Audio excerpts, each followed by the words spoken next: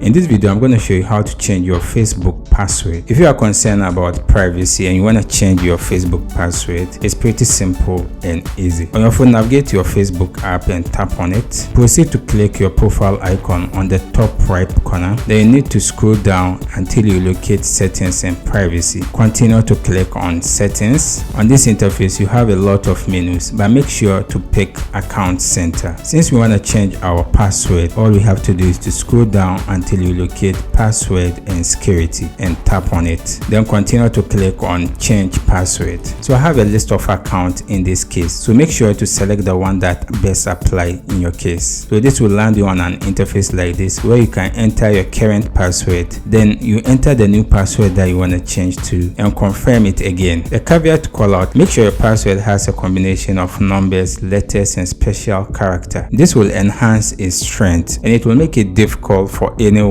to hack into your account. If you have any question, you can leave it in the comment section. I will do my best to attend to you. If you enjoyed this video, consider to check out our next video. See you in the next video.